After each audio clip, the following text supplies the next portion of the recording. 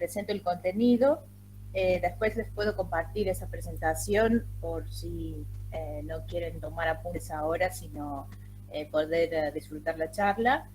En todo caso, lo comparto después la presentación esta por mail.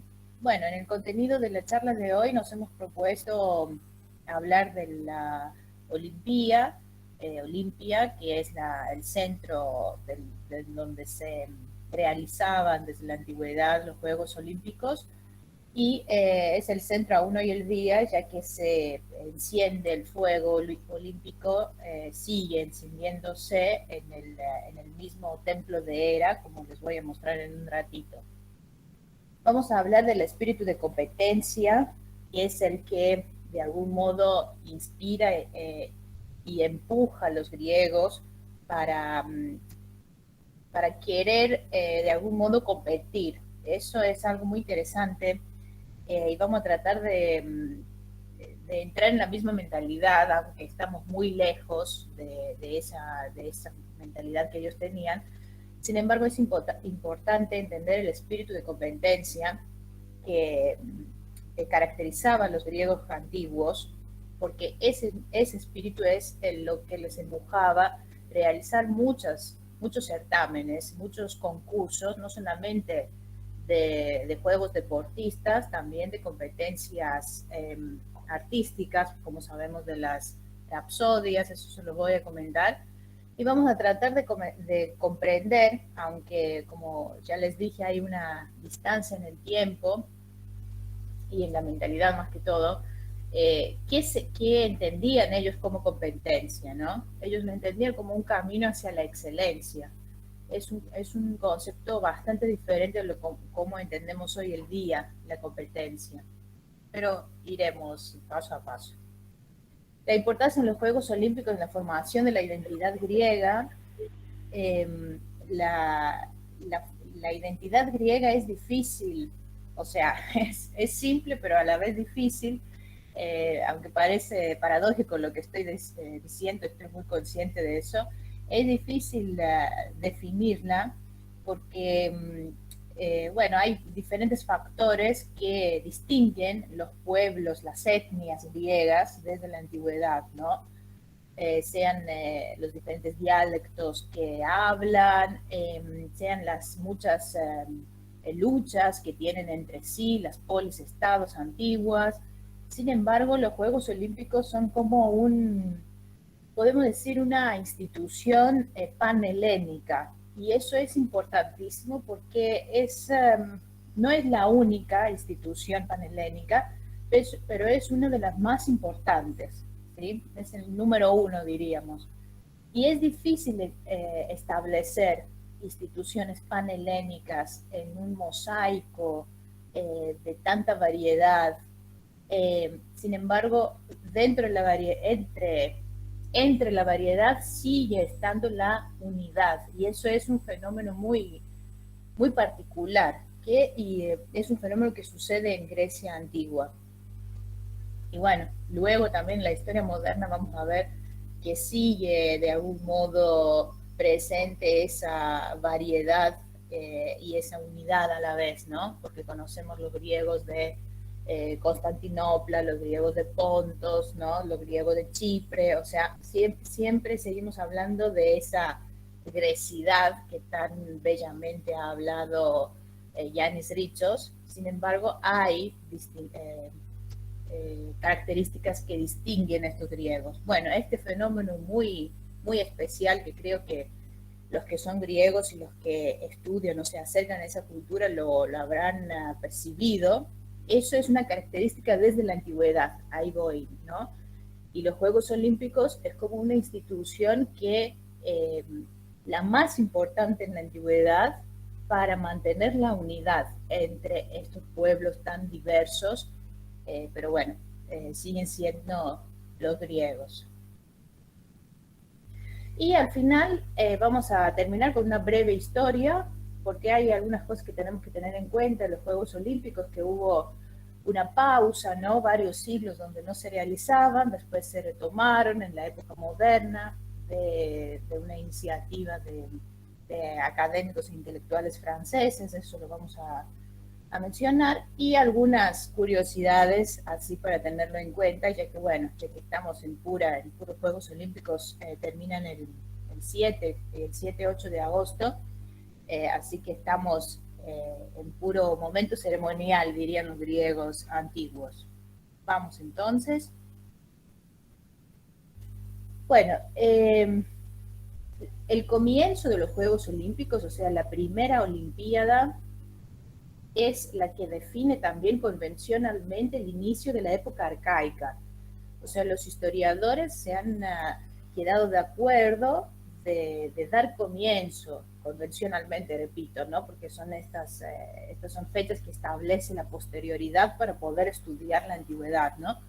Entonces establece el comienzo de la época arcaica a partir del año, tienen acá al final de la diapositiva, 776 es la fecha que se realiza la primera Olimpiada, y según los historiadores, ahí en esta fecha es cuando comienza la época arcaica.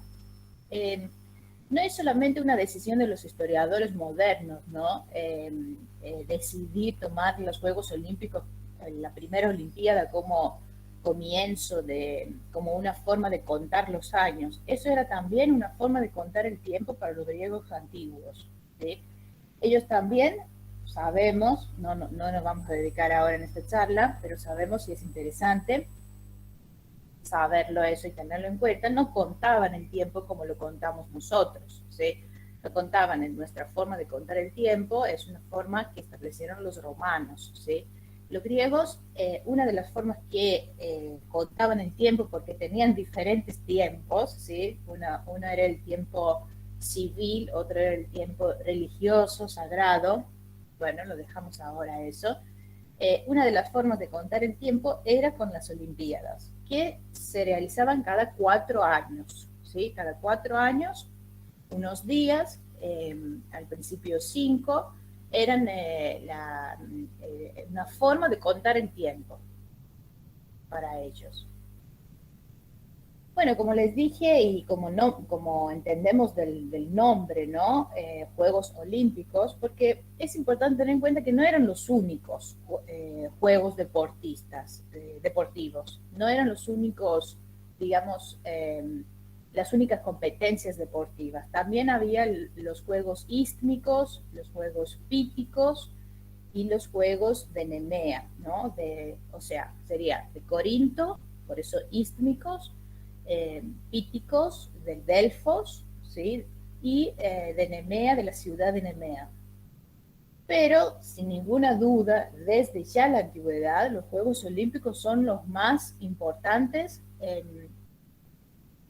tanto por la cantidad de gente que participa, como también porque, bueno, ni más ni menos son dedicados a Zeus olímpico, entonces el dios padre de los dioses, Zeus, Días en griego, es el que a fin y a cabo protege y es el que está como ultérrima, ¿cómo decirlo? Como ultérrima presencia en estos juegos.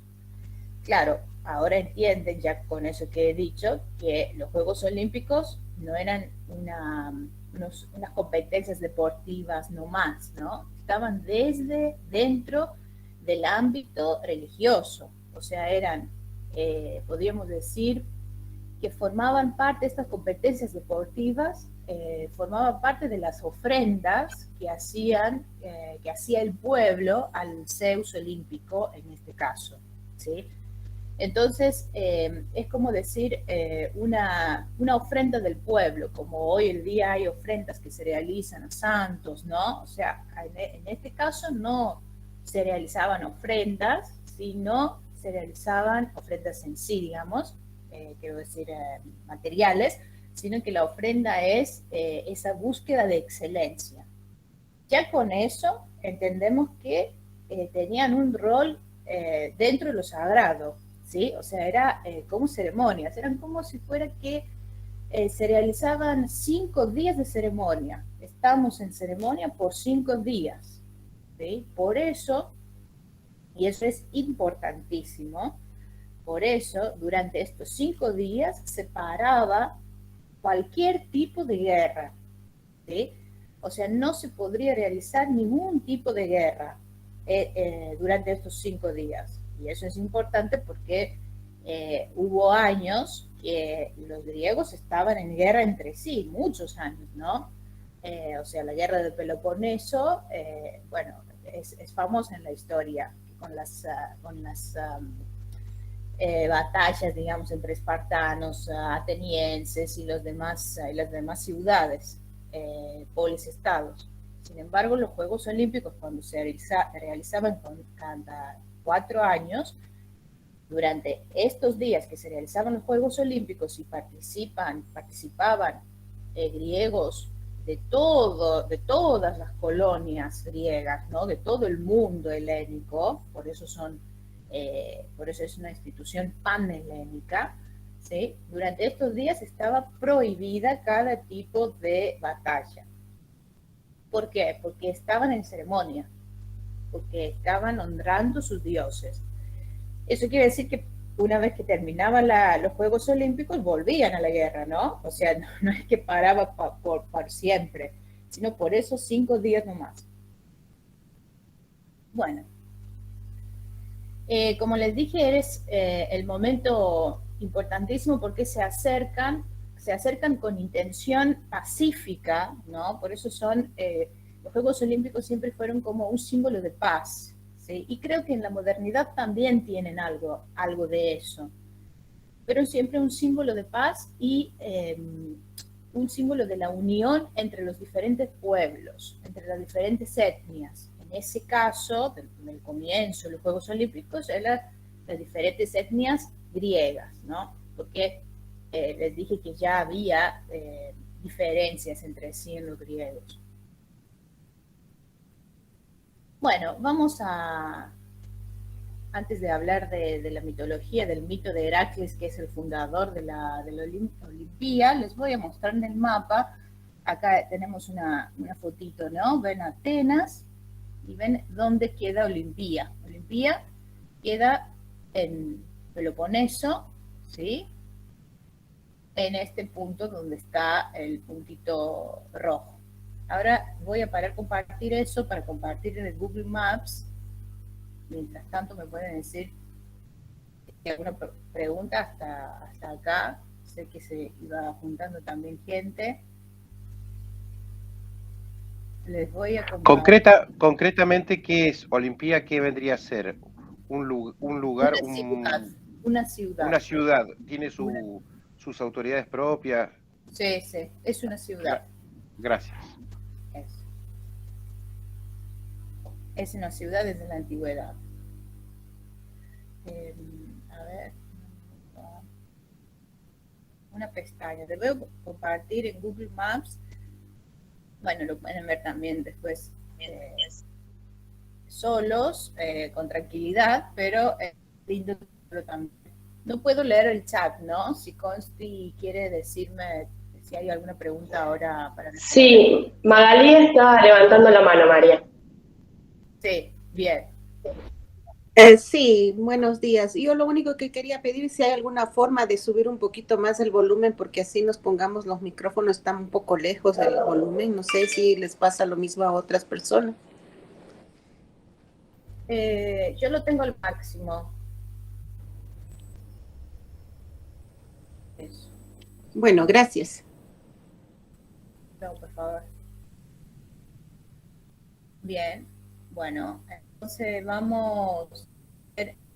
Sí, lo están viendo, ¿no? Compartimos el Google Maps, Arquea Olimpía.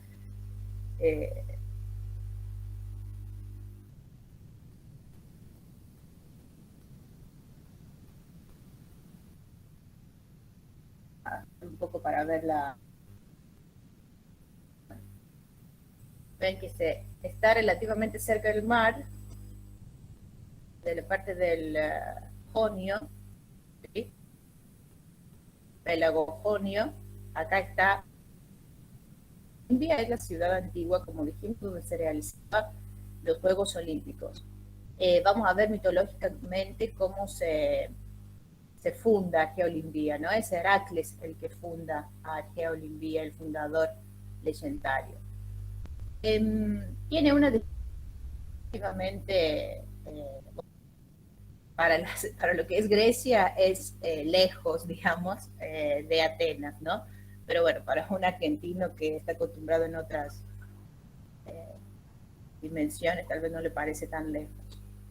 Bueno, vamos ahora a hacer zoom, poder ver el lugar arqueológico. Les aconsejo que, bueno, siempre hay otros factores para poder organizar un viaje, ¿no? Pero es uno de los lugares arqueológicos importantísimos, ¿no? Más allá, obviamente, de Delfos, que es otro lugar muy, muy importante.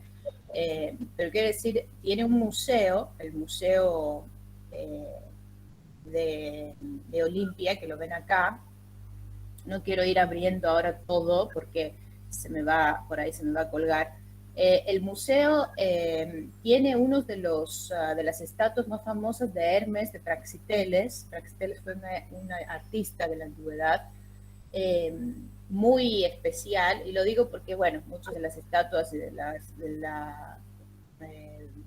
¿cómo decirlo?, de la patrimonio griego se encuentra en otros museos del mundo. Es importante saber que en los museos griegos también se encuentran piezas muy importantes. Este es el museo, ¿no? Vamos a ir ahora en el lugar más específico. Acá ya lo he visto, ¿sí? Estadio, se ve de foto. Este es el estadio antiguo, ¿sí? Acá se realizaban los Juegos Olímpicos, en este estadio. Y antes de la entrada del estadio está el templo de Hera y el templo de Zeus, ¿sí?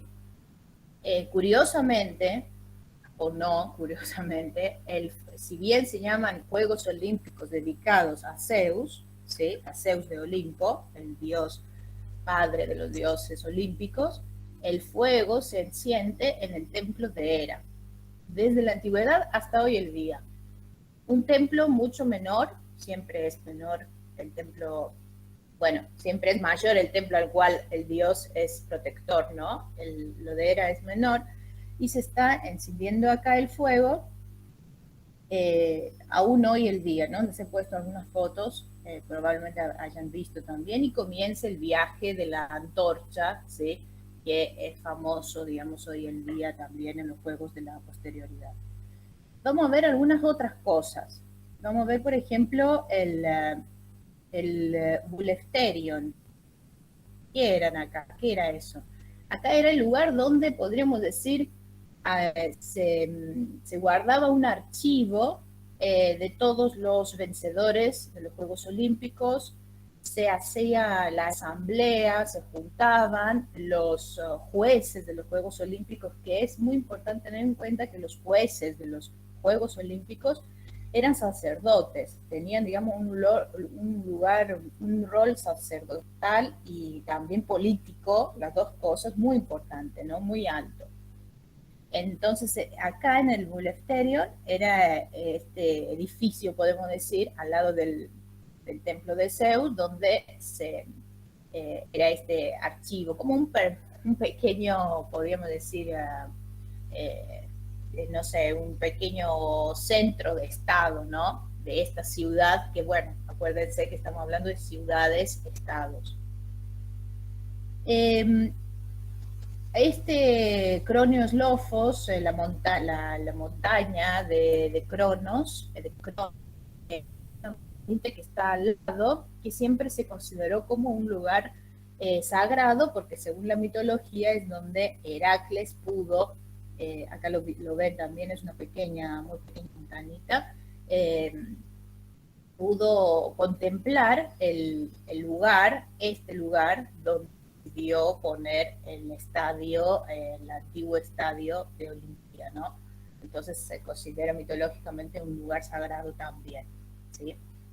El Leonideo, ¿sí?, es un lugar que se llama así por la persona que lo donó, ¿sí?, fue Loínides, no tiene que ver con Leónidas de Esparta, no se confunden. Es el lugar donde dormían, digamos, es como hoy en día los pueblos olímpicos, ¿no?, que están estas instalaciones donde duermen los atletas, este era el lugar, ¿no? Como una especie de hotel, digamos, para los atletas y para todos aquellos que venían, como les dije, de diferentes lugares del mundo y tendrían que dormir en algún lado. Este es el lugar y se llama así al honor de la persona que donó el terreno, ¿sí? En la antigüedad.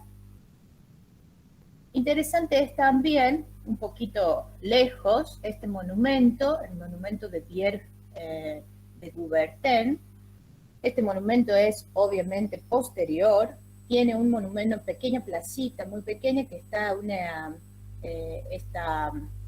este altar, ¿sí? a este francés, que vamos a nombrarlo enseguida, que fue aquel que soñó con el retorno de los Juegos Olímpicos, y es aquel que decidió, o sea, no decidió, sino insistió que el retorno debería darse en la ciudad de Atenas.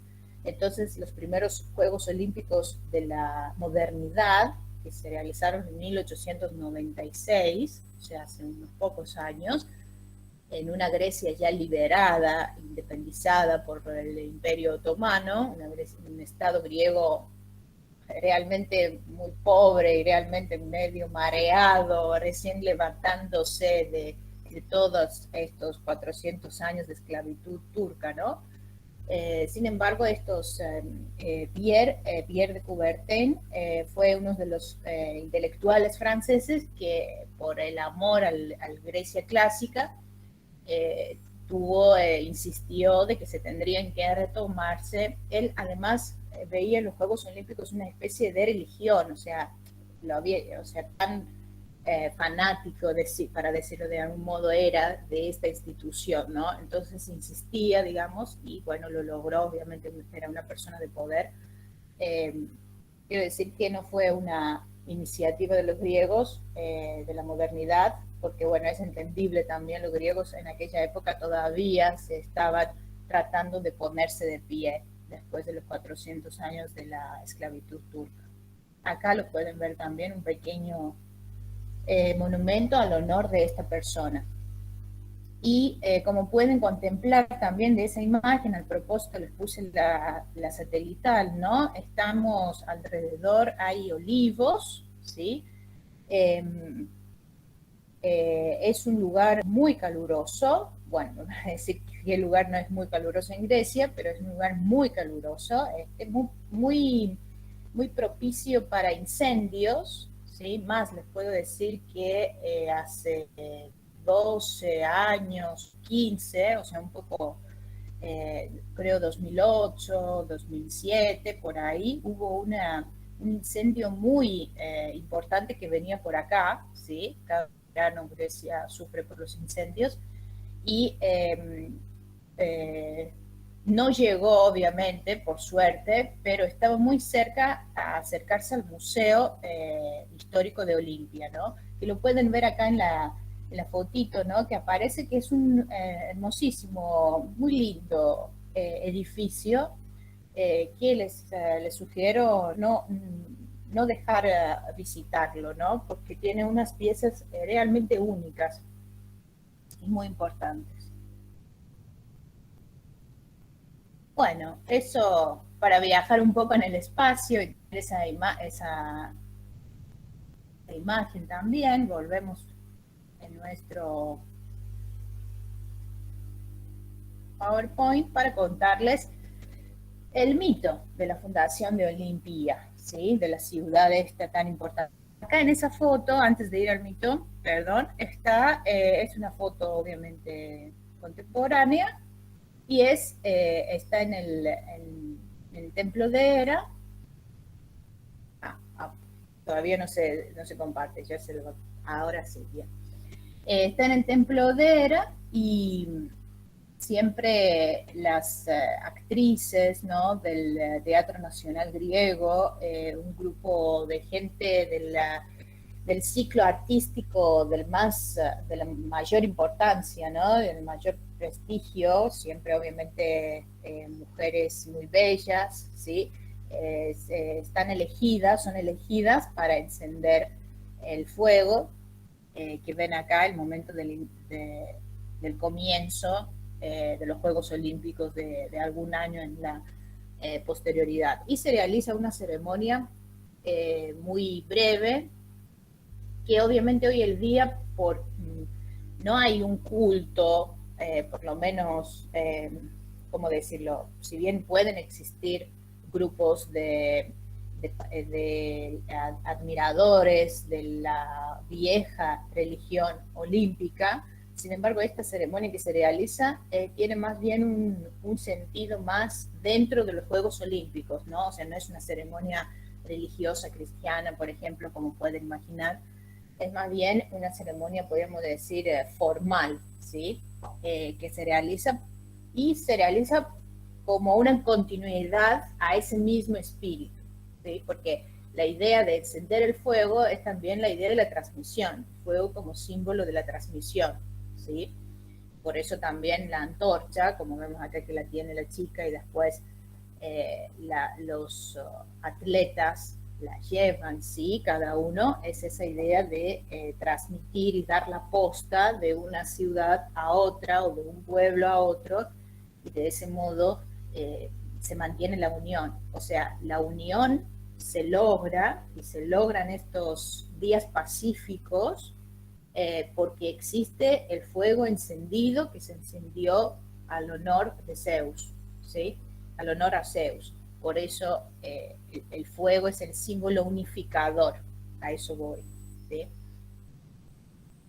Bueno, la mitología nos dice que fundador de Olimpia fue Heracles. Heracles es un héroe por excelencia, ¿no? Héroe griego por excelencia, muy famoso por sus 12 trabajos. Él fue el fundador de la ciudad y el fundador de algún modo de los Juegos Olímpicos, porque él podemos decir que fue el que soñó, digamos, según la mitología, estas competencias olímpicas. Por eso los vencedores, que vamos a decir ya enseguida, eran muy importantes, eran como llegaban casi ser vencedor en los Juegos Olímpicos, es llegar a un nivel de héroe, ¿sí? Y eso era, bueno, lo máximo que uno podría llegar, un mortal podría llegar en su vida, ¿sí? Entonces, es muy importante tener en cuenta que estos vencedores de los Juegos Olímpicos eran de algún modo continuadores, seguían la obra de Heracles, ¿sí? Heracles, según el mito, trajo el olivo del país de los hiperbóreos, una zona que se considera que está en el fin del mundo hacia arriba, ¿no? Nosotros estamos en el cono sur, es el fin del mundo hacia el sur. Los hiperbóreos se considera que es una zona mitológica, obviamente, mítica, donde, como dice el nombre, ¿no? Más allá del norte, ¿sí? Ahí se encuentra este pueblo que tenía siempre los países de los hiperbóreos estaban siempre relacionados con la felicidad, con la tranquilidad, con la paz, como un lugar, podemos decir, paradisíaco, para usar esa forma, ¿no? Heracles se encontró en el país de los hiperbóreos cuando estaba bajo de hacer sus 12 trabajos, ¿no? Uno de sus 12 trabajos, ahora para no entrar mucho en la mitología de sus 12 trabajos, uno de sus trabajos que tenía que ver con Artemisa, él tendría que viajar a este país de los hiperbóreos para encontrar algo, y ahí es donde él encuentra el olivo, ¿sí? Obviamente es todo mitológico, ¿no? Porque el olivo en sí no se encuentra en esos países, pero bueno, se los digo para los más racionales, digamos, que se tranquilizan y que se dejan llevar también por el mito. Entonces él trajo el olivo, vio el olivo, el árbol de olivo, y pensó que ese es el árbol que necesita Grecia, porque Grecia tiene una característica de ser un país también rocoso, ¿no? O sea, la tierra griega no es más bien roca que tierra fértil. Obviamente hay campos, pero mucho menores, que se pueden, por ejemplo, ver acá en Argentina, por ejemplo. Entonces es el que trae el árbol de olivo, ve este hermoso árbol y lo considera como, el olivo siempre también fue como un símbolo de la civilización, ¿no? De la cultura, por el aceite de olivo, por ser un árbol también que puede durar muchos años. Entonces lo trae y planta olivos alrededor del lugar de la Olimpía, que es lo que les mostré en la foto, está lleno de árboles de olivo. Y de ese modo transforma un lugar seco, un lugar desagradable por el sol, por el mucho sol, ¿no? Y el mucho calor que hay, lo transforma en un lugar con sombra, un lugar verde. Y ese lugar es el que proyecta y piensa que debe ser un lugar donde la gente debe hacer algo lo mismo. O sea, ¿qué cosa? Debe convertir algo amargo, seco, difícil de vivir, a convertirlo a algo mucho más, mejor. Entonces, son los Juegos Olímpicos. Los Juegos Olímpicos, o todo tipo de juego, todo tipo de competencia, es un espacio donde alguien transforma su personalidad, podemos decir, difícil, dura, no seca, digamos, la transforma a algo que es mejor. Por eso los atletas, los deportistas, los atletas eran aquellos que hacían la misma obra que hacía Heracles en un nivel civilizatorio, social, digamos, colectivo. Ellos lo hacían con ellos mismos, ofreciendo este resultado a Dios de Olimpo, ¿sí? Este es el simbolismo, digamos, más místico, podemos decir, de los Juegos Olímpicos. Cuando Heracles se inmortaliza, ¿no? Sabemos que Heracles, después de los 12 trabajos, llega a ser aceptado en Olimpo, llega a ser por héroe, llega de un nivel de héroe, llega a ser Dios, entrega a los dioscuros la protección de la ciudad. Y ahí son los dioscuros ahora, aquellos protectores de los Juegos Olímpicos. Los dioscuros son los dos gemelos, hermanos de Bella Helena y de Clitemnestra. Son 4 hermanos que ha tenido Zeus con Leda, ¿sí?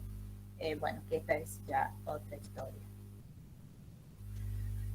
Bueno, y del mito entonces, vamos un poco a lo más concreto para entender un poco más así qué es lo que sucedía en estos antiguos Juegos Olímpicos. Tenemos que pensar que el crecimiento y el acercamiento de las colonias hacia estos Juegos Olímpicos fue progresivo. Quiere decir que al principio participaban nomás las ciudades de Grecia continental, ¿sí? De a poco fue aumentando la participación de las múltiples colonias que tenía Grecia alrededor del Mediterráneo, ¿sí? Las costas del Mediterráneo. Con el tiempo, Olimpia se convirtió en el centro de panhelenismo, porque era el único momento, eso es lo que al principio les comentaba, era el único momento y el único lugar donde podrías encontrar griegos de diferentes ciudades y los podías encontrar en paz, los podías encontrar sin luchar entre ellos, los podías encontrar competir, que no es lo mismo, porque vamos a ver que la competencia griega tenía más bien un sentido de colaboración, de cooperación, ¿sí? Ya se lo voy a comentar eso. Entonces, los Juegos Olímpicos y Olimpia era el único momento de ver todos estos diversos pueblos griegos en paz. Eso fue la razón que Alejandro Magno, que va a venir unos siglos después, obviamente, ya establecidas las Olimpiadas, ¿no? Va a ser aquel que va a soñar, Alejandro Magno soñaba con Olimpia como centro de su imperio, y no con Atenas, ¿sí? Porque claro, la visión de Alejandro Magno, que era justamente unificar no solamente los griegos, sino también los bárbaros, ¿no? También los orientales, o sea, llegar, y bueno, y llegó a hacerlo, conquistar los persas y llegar hasta el río Indo, hasta India. La visión de Alejandro Magno de unificar, conquistando obviamente todas esas etnias y poner como centro de su imperio Olimpía, ¿sí? Cosa que no sucede obviamente, pero quiero decir que esa visión de Alejandro Magno es la que se inspira, digamos, por esa ya ciudad institucionalizada, ya reconocida como un centro que alberga griegos de todo el mundo que se encuentran en paz, que dejan al lado sus conflictos. Ahora, como les dije, los Juegos Olímpicos están dentro del gran marco, ¿no? De lo religioso, ¿sí? Es como una institución, podemos decir, religiosa más que política, en este caso, ¿no? Aunque sirve razones políticos, ¿no? Pues en los Juegos Olímpicos, justamente por ser un lugar donde se encuentran tanta gente, sirve por razones de lo colectivo, pero es en primer lugar, está dentro del marco de la religión, porque es como una ofrenda a Zeus y es como una imitación, una réplica, imitación en el sentido de mímesis griega, ¿no? No imitación en el sentido negativo, una mímesis, una réplica, una representación de acto que hizo Heracles, así como Heracles civilizó Olimpía, los atletas civilizan también porque están haciendo algo que les mejora, que les lleva a la excelencia. Les comenté que las competencias atléticas no eran las únicas en la antigüedad. Habían también otro tipo de competencias, como por ejemplo las poéticas, ¿no? Las dramáticas. Sabemos, por ejemplo, que todas las obras de tragedia fueron presentadas dentro de un marco de las ceremonias a Dioniso, ¿sí? También las obras trágicas se presentaban como ofrendas, pero en este caso a otro dios, a Dios Dioniso. Entonces, ¿a dónde voy con eso? Vemos un gran interés a lo que es la competencia. Y vale la pena, ahora lo voy a comentar un poco, porque para ellos, para los griegos antiguos, la competencia era un camino de excelencia, no era un camino de, ¿cómo decir?, de compararse con el otro, ¿sí? Que es un poco nosotros cuando decimos competencia hoy en día, no sé, en el trabajo, no sé, en las relaciones, estamos pensando en una comparación con el otro, ¿sí? Con el otro compañero, con el otro socio, con la otra persona. Sin embargo, la competencia, y acá se me va a permitir escribir en el chat, es la idea de sinagonismos y no antagonismos. Vamos de a poco. Agón es la lucha, ¿sí? En realidad son olimpiaquiagones. Nosotros decimos juegos. A mí la verdad no me gusta esta traducción, sinceramente, porque cuando decís juegos, dejas afuera muchas cosas, ¿no? No son juegos exactamente, son agones. Para aquellos que hablan griego, los griegos, sabemos que no es lo mismo juego, pejnidi y agón, y agones. Es más bien certamen, ¿sí? Concurso. Porque bueno, la palabra juego tiene esa idea de lúdico, ¿no? Que no existía en la antigüedad lo lúdico para los Juegos Olímpicos, era una ceremonia, ¿sí? Entonces, acá tenemos la palabra agón, la cual la conocemos, porque conocemos, por ejemplo, en castellano está la palabra protagonista, ¿no? Protagonista es proto primero, y agonista, o sea, aquel que lucha, que está primero, ¿sí? bueno, después el sentido de luchar va a ser como actuar, entonces por eso protagonista va a ser alguien que actúa en primer plano. Entonces un poco podemos entender la idea de agón. Bueno, en griego existen dos palabras para hablar de competencia. Está bueno, lo voy a escribir en griego y después lo antagonismos y sinagonismos.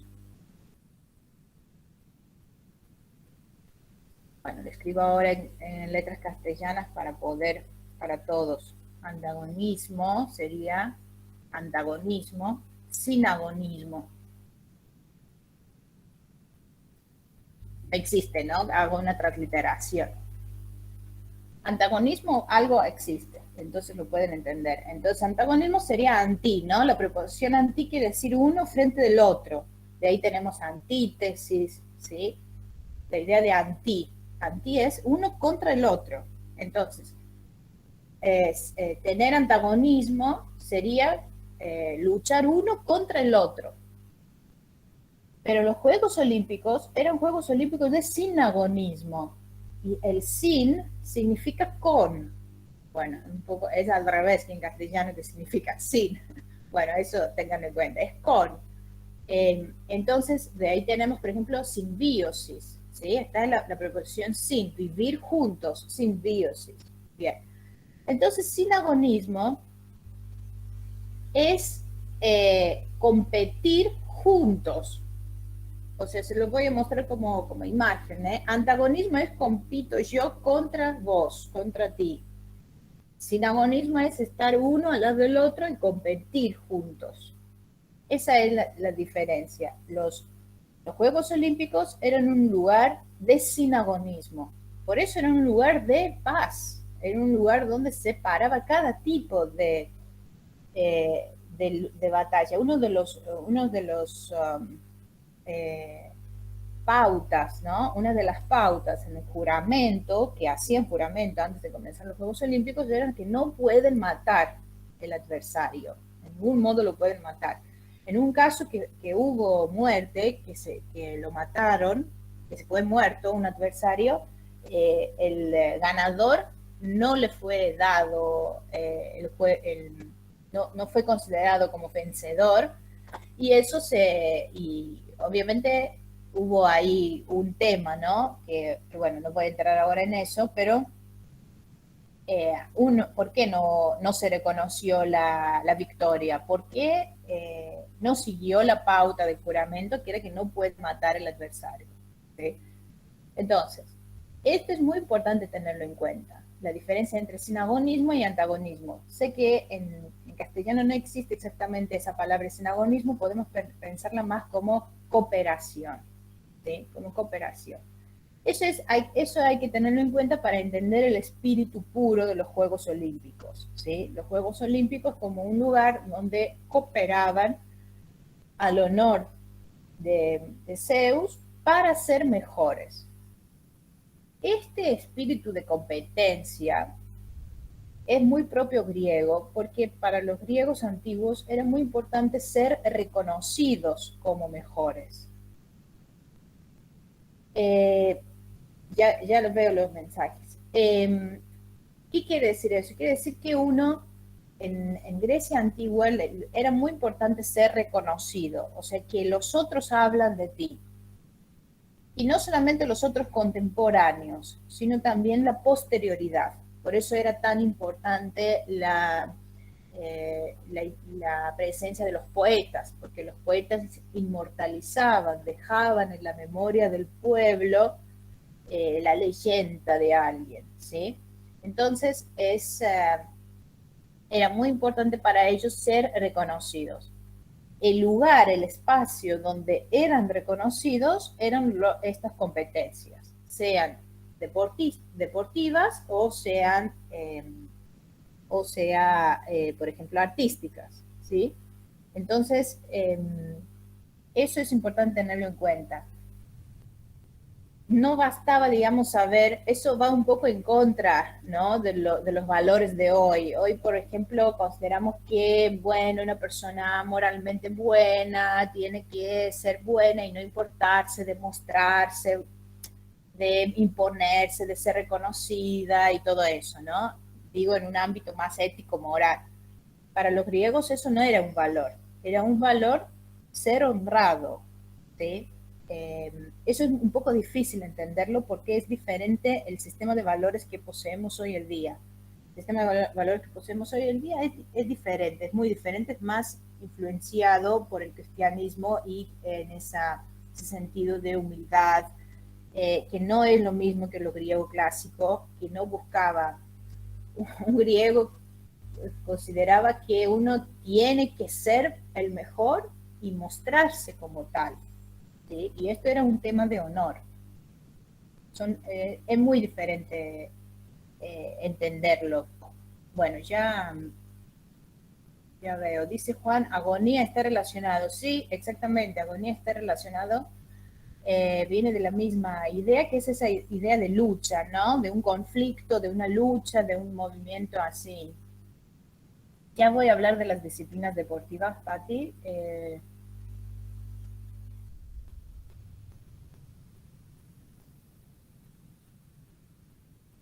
Bueno, sigo un poco y después leo bien la... Entonces, en esta búsqueda de excelencia, y obviamente el gran lema, ¿no? Que era, como decirlo, el lema de vida para los educadores de la antigüedad, ¿no? La música para el alma y la gimnasia para el cuerpo. El buen estado físico era un valor en Grecia, no solamente como belleza, seguramente como belleza, porque sabemos que otro factor de su sistema de valores que tiene que ver con esa excelencia es ser bello, ¿sí? Para los griegos clásicos, los griegos antiguos, ser bello era un valor. Consideraban que una persona buena debe ser bella. No puede ser buena sin ser bella, ¿sí? Hoy en día no es así. Hoy en día sabemos que una persona puede no ser tan bella o tener alguna deformidad en el cuerpo, en el rostro y ser buena. Pero para ellos no era así. Para ellos una persona que tenía una deformidad no podría ser bueno. Y ahí está también toda esa búsqueda de elitismo, ¿no? De lo excelente, ¿sí? Por eso choca mucho la figura de Sócrates, que es conocido que era una persona muy fea exteriormente, sin embargo era una persona que todos estaban enamorados de él, de un sentido platónico, obviamente. Entonces, ahí está el choque. Sócrates viene y rompe con esa búsqueda de belleza. La gimnasia para el cuerpo formaba parte de la educación. Los griegos se educaban en la lengua, en la música y en la gimnasia. Estas eran las tres materias, diríamos, que daban los educadores a los hijos de los ricos, ¿no? Acuérdense que la educación no era pública, obviamente en Grecia antigua la educación era algo que podrían brindar solamente los ricos a sus hijos, ¿sí? Entonces tenían como una especie, diríamos hoy en día, profesores particulares. Tenían profesores particulares que les pagaban para dar estas tres materias: lengua, gimnasia y música, ¿sí? Estos eran los tres tipos de profesores, diríamos, de maestros en la antigüedad. Cuando los niños varones griegos libres, acá vamos a ver cómo va armando los Juegos Olímpicos, ¿no? Los Juegos Olímpicos participan solamente hombres, ¿sí? No mujeres, y que sean libres, o sea, no pueden ser esclavos o eso, no pueden ser esclavos, tienen que ser libres. Cuando cumplían los 12 años, ingresaban a la palestra y ahí se enseñaba a desarrollar, los músculos y disciplinar los nervios. La gimnasia para el cuerpo se consideraba como una especie de disciplina también no para tener solamente un resultado físico bello, que obviamente también lo buscaban, sino también a aprender a moderar, a disciplinar, ¿sí? Y tenía que ver mucho para ellos con los nervios. Hipócrates también tiene en sus escritos, encontramos sobre la gimnasia en su rol con todo lo que tiene que ver con enfermedades psíquicas, ¿no? O sea, de hacer gimnasia para tranquilizar enfermedades más nervióticas, diríamos de algún modo así, a lo bruto. A los 16 años entraban al gimnasio. Gimnasio sería, la palabra es curiosa, ¿no? Porque viene de la palabra gimnos, que sería desnudo. Gimnasio era un lugar donde hacían ejercicios físicos y atletismo, como hoy el día, un gimnasio. ¿Y por qué se llamaba así? ¿Por qué venía de esa palabra gimnos, que significaba desnudo? Se llamaba así porque hacían gimnasia desnudos. O sea, era un lugar donde hacían... Y los Juegos Olímpicos competían desnudos también, ¿sí? Esto es importante tenerlo en cuenta. Porque otra de las características de los griegos antiguos es que no tenían ese pudor que caracteriza hoy el día, ¿no? Después, en la época posterior, los humanos. El pudor no existía. Entonces, más el cuerpo, digamos, se podría ser visto, y si era bello, se debería ser visto, ¿sí? Porque era bello, se debería ser mostrado. Porque es esa búsqueda de exponer. El griego exponía mucho las cosas, se exponía. Por eso el teatro, ¿sí? Por eso el teatro, por eso los Juegos Olímpicos, por eso las competencias. O sea, exponerse era como un camino para ser reconocido, y eso era algo que lo llevaba a la excelencia. Eso en síntesis.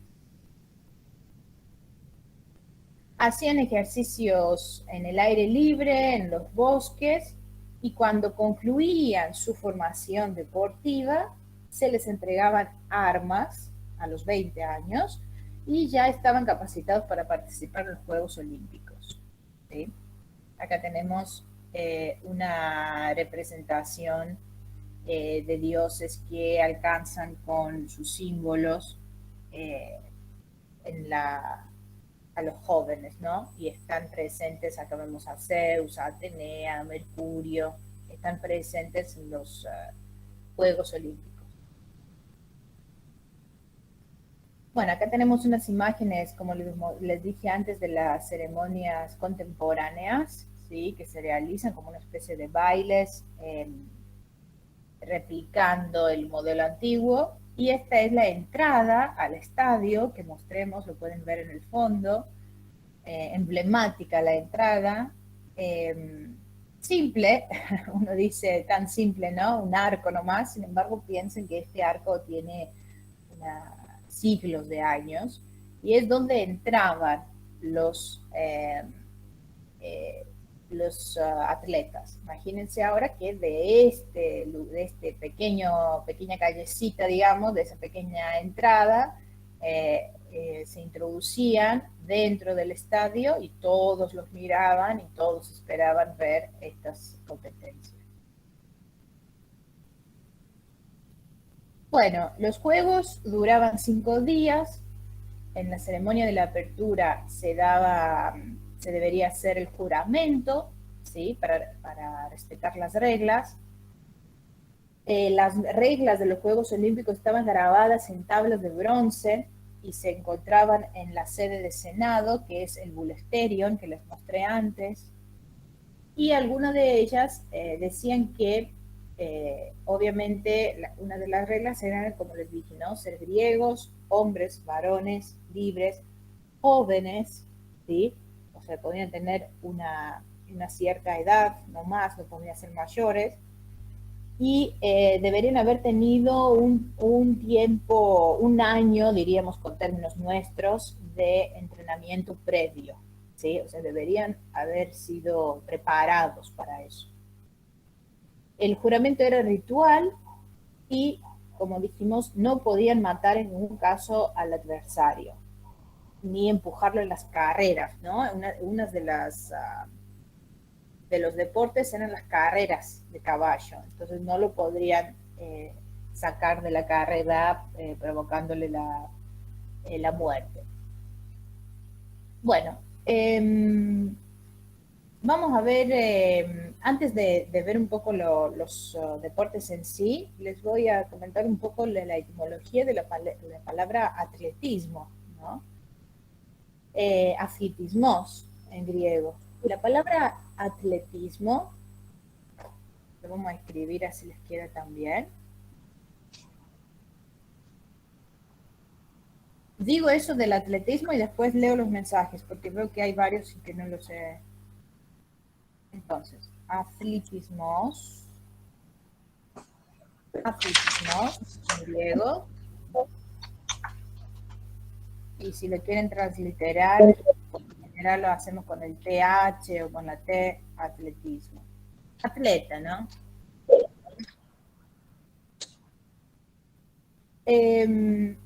Viene de la palabra athlos. Fíjense por favor el micrófono, si les es posible. Alguien lo tiene prendido. Viene de la palabra athlos. Athlos quiere decir hazaña. Hazaña. O sea, es un reto. Un reto, algo muy difícil para llevar a cabo. Y era nosotros hoy en día diríamos eso, un reto. Aún hoy el día en Grecia, cuando alguien quiere llevar a cabo o lleva a cabo un trabajo muy, muy difícil, sea en su trabajo, en su casa, dice, y nenas, hazlos, ¿no? Hazlos, o sea, como que es muy difícil. O sea, algo que necesita esfuerzo, que necesita constancia, trabajo, todo eso, ese marco, ¿no? Por ejemplo, en griego, los trabajos de Heracles no los decimos trabajos, los decimos hazlos, ¿sí? Porque realmente, y ahí viene, ¿no? Ahí, la persona que pensamos cuando pensamos en hazlos es Heracles. ¿Por qué? Porque estos 12 trabajos, en realidad, son 12 hazlos, o sea, 12 retos, no son trabajos nomás. Bueno, de ahí viene el atleta. El atleta es aquella persona que se propone hacer un reto, que se propone llegar a realizar una hazaña, ¿sí? Por eso tiene algo de héroe, es algo heroico eso que propone hacer. Y por eso su fundador de los Juegos Olímpicos es Heracles, y por eso una vez que los que venzan, los que son los mejores de ese reto, van a llegar a tener el nivel de Dios, ¿sí? De semi-héroe, no de Dios, perdón, de Dios no, de héroe, van a tener el nivel de héroe, de semidios. Esa es la palabra de atletismo. Perdón, voy a ir un poco antes para ver las preguntas. ¿Cómo se acercaban a los estados griegos? ¿Cómo se movilizaban las personas? Se movilizaban con carros, con caballos, ¿sí? Con burros. Esa era la forma de la movilización.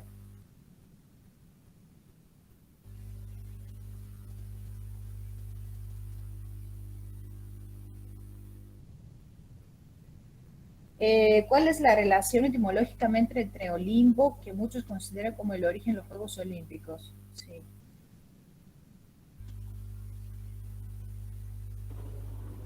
María, acá, sí. Acá estamos. Sí, mejor ni leas la pregunta porque se me fue. Mejor aquí que te la haga directamente Juan. Saludos.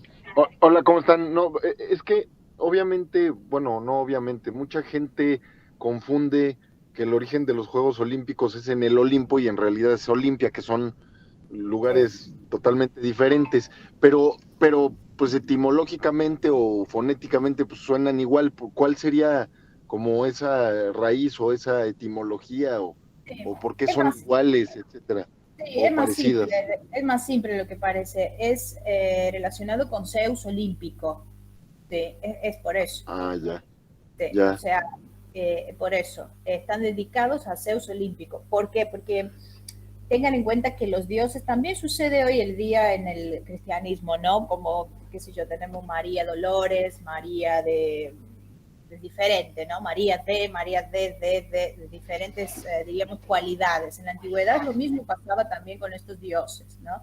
O sea, está Zeus Xenios, por ejemplo, que es el protector de los extranjeros, de la filoxenía, está Zeus Olímpico, está Zeus, ahora no se me viene en otro, pero tienen como diferentes epítetos, ¿sí? El Zeus Olímpico era la máxima representación de Zeus. Entonces Olimpía se llama así porque es la ciudad que se funda al honor de este dios con esa cualidad olímpico, se llama Olimpía, y se relaciona con eso. Olimbos es la montaña más alta de Grecia, donde, según la mitología, es donde habitan los dioses, ¿sí? Que se encuentra en Tesalia, ¿sí? Olimpos. Y Olimpia es la ciudad en el Peloponeso, fundada mitológicamente por Heracles y relacionada con los Juegos Olímpicos. Eso. Creo que respondimos más o menos. Sí, en ese sentido, sí tiene las relaciones que de alguna manera la ciudad de Olimpia se funda basada en ese nombre o en esa acepción de Zeus como pues, máxima autoridad del Olimpo, me imagino. Exactamente, eso es, exactamente. Ok, muchas gracias. No, por favor.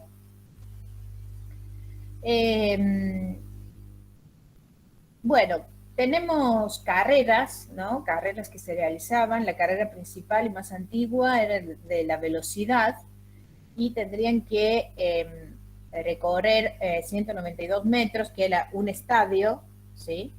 Este es uno de los deportes. Otro era el salto de longitud, donde el atleta tomaba impulso y saltaba sobre un foso de tierra. En ese caso se medían directamente la huella que dejaba, ¿no? Y no la longitud, sino que se veía quién saltó más lejos, ¿sí? El lanzamiento de disco, el lanzamiento de jabalina. Había una prueba, diríamos, que se llamaba pentatlón, o sea, de 5 deportes, pentatlos, que era como, Aristóteles la comenta como la prueba de la perfección para el varón, ¿no? Porque tendría que hacer 5 actividades, una tras la otra, o sea, hacer, esas que las tengo acá nombradas, salto, lanzamiento de disco, jabalina, velocidad y lucha. Entonces, hacía el salto, después directamente el lanzamiento de disco, después la jabalina, después de velocidad, después la lucha, o sea, sin parar, digamos, uno después del otro, ¿sí? Eso Aristóteles lo menciona como la prueba de la perfección para un hombre, digamos, porque imagínense también todo es el estado físico para poder responder a una actividad así, ¿no? Que se llamaba pentatlón. Obviamente los espartanos fueron los claros dominantes en esta actividad, que fue una actividad que no estaba desde el principio del 776, que dijimos que fue la primera olimpiada, sino a partir de 708, ¿sí? Y los espartanos, como les dije, que eran famosos por su estado físico, eran los que por lo general dominaban ese péndulo. Ahora los ganadores, ¿no? Olimpionikes. Los ganadores recibían como premio el honor y la gloria. No tenían un premio material. Al principio fue como simbólicamente una manzana, y más tarde esta manzana fue sustituida por la corona de olivo, que luego va a ser la corona de laurel, que hoy el día más nos queda en el imaginario, digamos, social, la corona de laurel, ¿sí? Laurel es el árbol de Apolo, dedicado a Apolo, y siempre fue relacionado con la gloria, ¿sí? Del laurel. Entonces, ¿cuál era su premio? Una corona de laurel, en realidad, ¿sí? Pero era mucho más que eso. Como les dije varias veces, el vencedor, el ganador, llegaba a considerarse como un héroe. Eso quiere decir que el nombre, o sea, el nombre sería el nombre de padre, ¿no? El nombre de padre, el lugar de nacimiento y el linaje, ¿sí? De cada vencedor se inscribían en un registro, en estos registros que se guardaban en Bulesterio, que les mostré al principio. Y tenía derecho a una estatua en el templo de Zeus. O sea, tenía derecho de hacerle a él una estatua y ubicarla en el templo de Zeus. Eso, hacerle una estatua y ubicarla en el templo de Zeus era una forma de reconocerlo como un héroe, ¿sí? Eso es lo que tenía el ganador. Obviamente eso era mucho, era muchísimo y era como una especie de heroicías, o sea, hacerse héroe, quería decir. O sea, no divinización, porque no era que se hacía Dios, pero se acercaba más a ese ámbito divino. Los últimos Juegos Olímpicos, los últimos Juegos de la Antigüedad, se celebraron en el año 393 después Cristo. ¿Sí? O sea, fíjense que estamos hablando de 776 antes hasta 393 después. O sea, estamos hablando de 12 siglos de Juegos Olímpicos sin parar. Después de adoptarse el cristianismo como religión oficial en el Imperio Romano del Oriente, ¿sí? Con el Edicto de Tesalónica, que fue el año 380, el emperador Teodosio, emperador romano de Oriente, ya el Imperio Romano no existe como unidad, sino se ha provocado la división, el Imperio Romano de Occidente, el Imperio Romano de Oriente, ¿sí? En realidad se trata más bien del cristianismo católico con base el Vaticano y el cristianismo ortodoxo con base el Bizantio, ¿no? Bizancio. Y ese ya no existe, digamos, ya se empieza a olvidar la época clásica y todo lo que significaba la cultura griega y romana. Entonces el emperador Teodosio, el emperador de Imperio Romano de Oriente, ¿sí? Con base a Bizancio, decide prohibir todo tipo de actividad pagana. Eso significaba un montón de actividades que se realizaban en la época. Una de estas, los Juegos Olímpicos. O sea, ya se considera como una celebración, como una ceremonia pagana, ¿sí? Junto con eso, prohíbe los oráculos, o sea, los oráculos de Delfos, el más importante que mencionamos al principio, y otros también, porque había otros también oráculos, se separan, se cortan su función, no funcionan más. Los templos, los diferentes templos clásicos, las escuelas de filosofía también se consideran actividad pagana. Entonces, podríamos decir que el fin del mundo clásico viene este siglo IV, ¿sí? Siglo IV después de Cristo.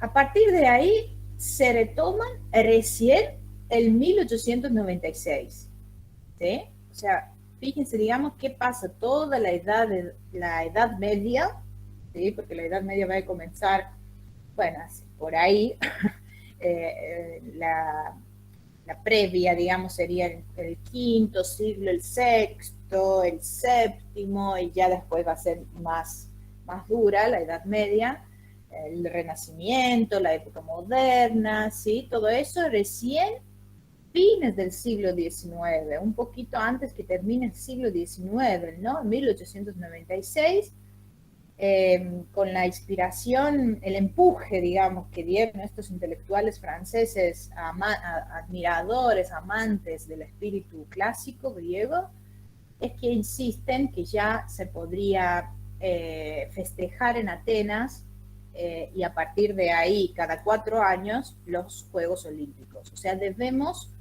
los Juegos Olímpicos que hoy el día festejamos, los debemos a estos, básicamente, a la persona que les mostré, al francés intelectual que les mostré anteriormente, básicamente a él, que se retornaron, ¿sí? Acá tenemos el afiche que se usó. Olimpiaquí Agones, y acá tienen las fechas, ¿no? 776-1896, en Atenas. No se realizaron en Olimpia, no se volvieron a realizar en Olimpia, obviamente, ¿no? Porque Olimpia ya es un lugar, un monumento arqueológico. Como les dije, Grecia, tengan en cuenta, ¿no? Que Grecia hace unas décadas nomás está libre de del Imperio Otomano, del yugo turco.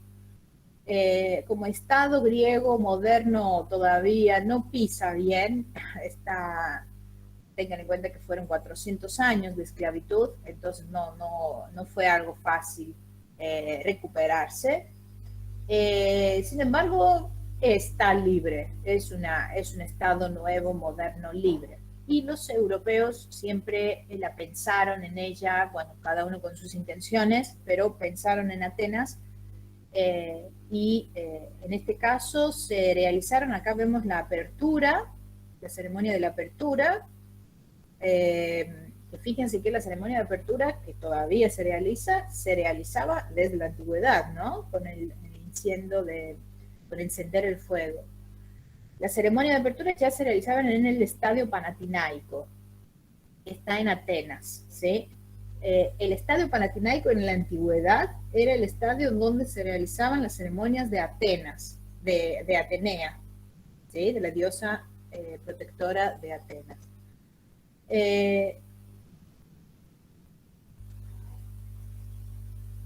Pierre Frédéric de Coubertin es el varón francés, pedagogo e historiador francés, que funda los Juegos Olímpicos modernos. Él se inspiró para realizar la bandera de los Juegos Olímpicos que conocemos hoy en día, ¿sí? Con estos 5 círculos que representan los 5 continentes, ¿sí?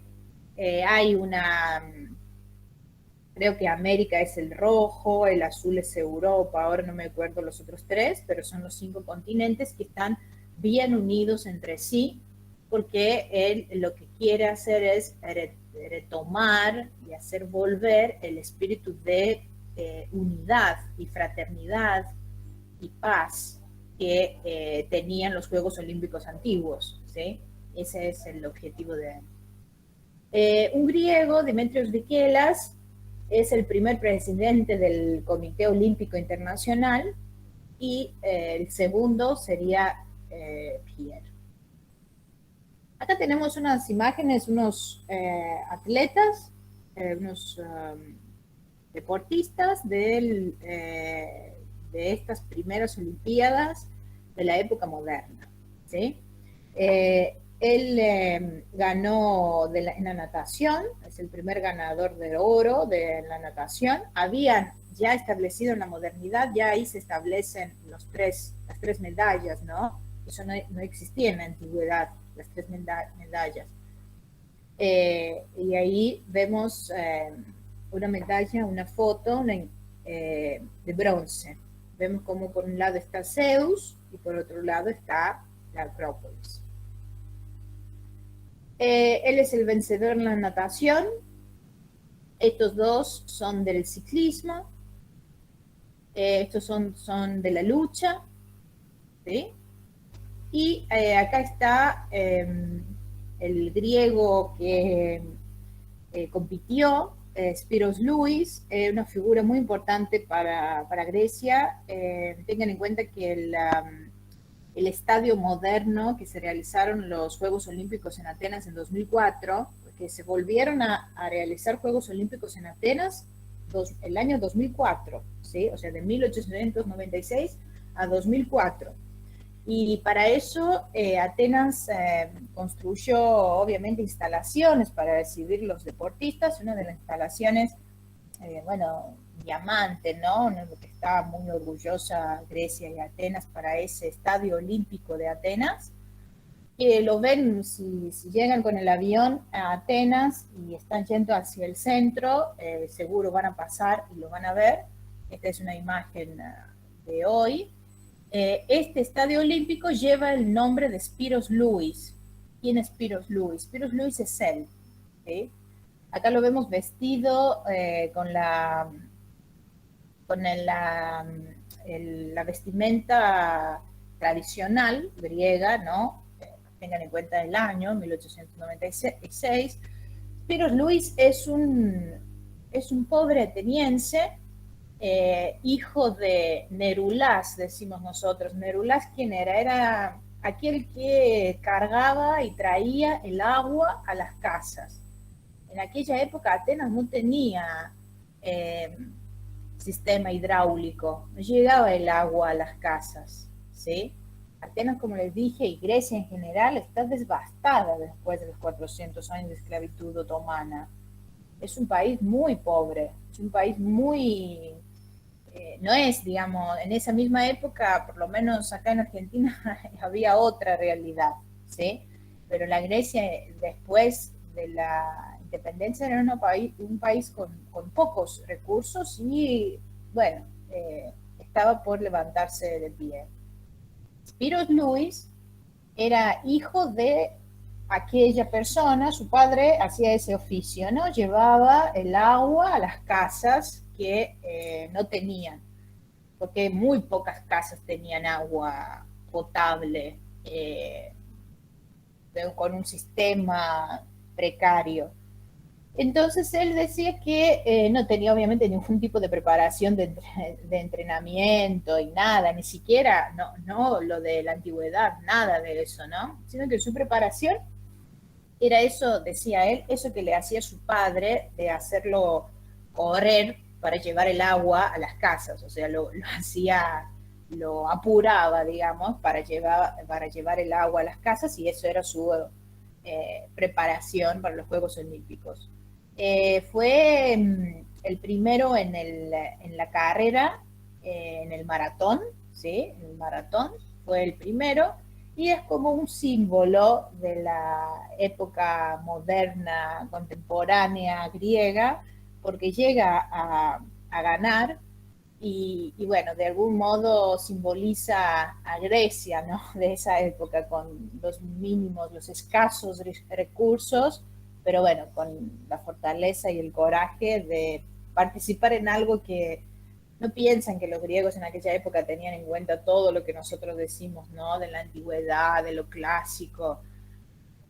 Los griegos intelectuales sí, pero el pueblo había olvidado eso, o sea, el pueblo no tenía en cuenta todo eso que nosotros hablamos hoy. El pueblo era un pueblo que trataba de mantenerse, digamos, después de haberse estado 400 años con un esclavo en su cabeza, ¿no? Entonces, esa es la historia moderna griega que, bueno, que les llamo, si les interesa la cultura griega moderna, les llamo que la estudien, que la entiendan para poder entender también la Grecia de hoy, ¿no? Porque a veces pensamos en Grecia y pensamos nomás en lo clásico, que está bien, hay muchísimo en lo clásico y lo es la cuna de Occidente, ¿no?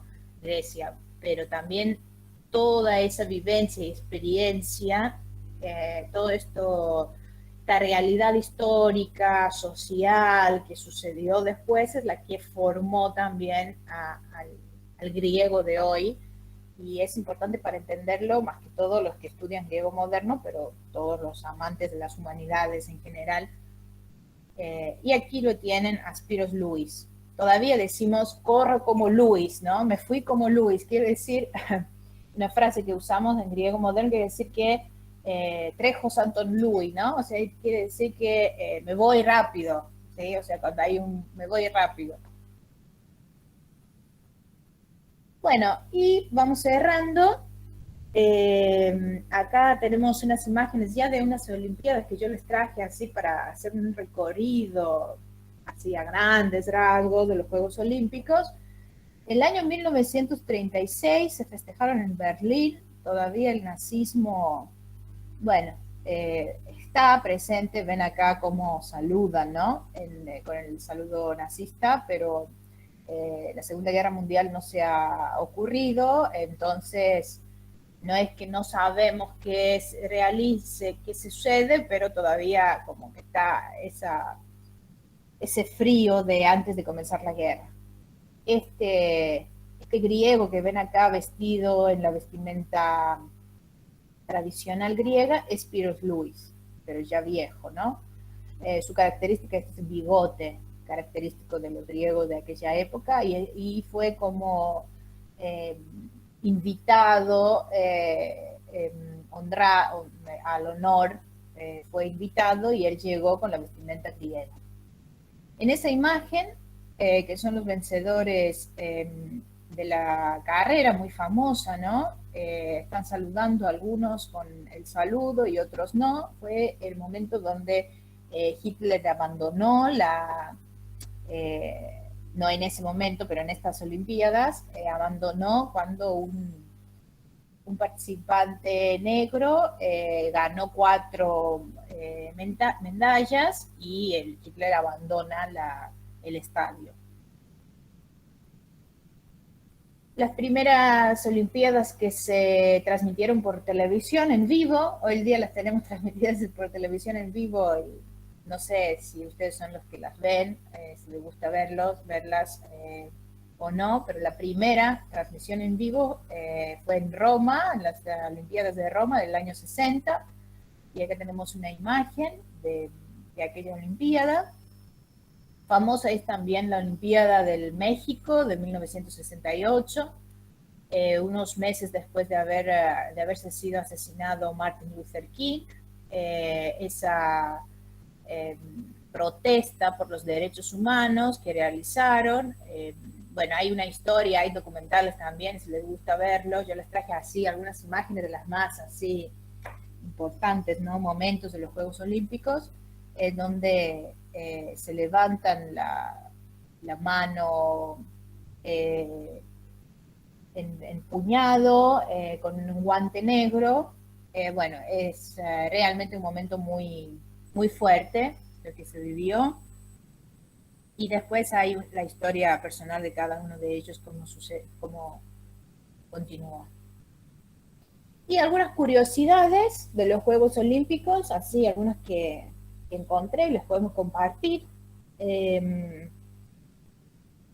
Según Pierre de Coubertin, ninguna mujer debería competir en los Juegos Olímpicos de 1896. Todo bien con Pierre, pero parece que era medio misógino.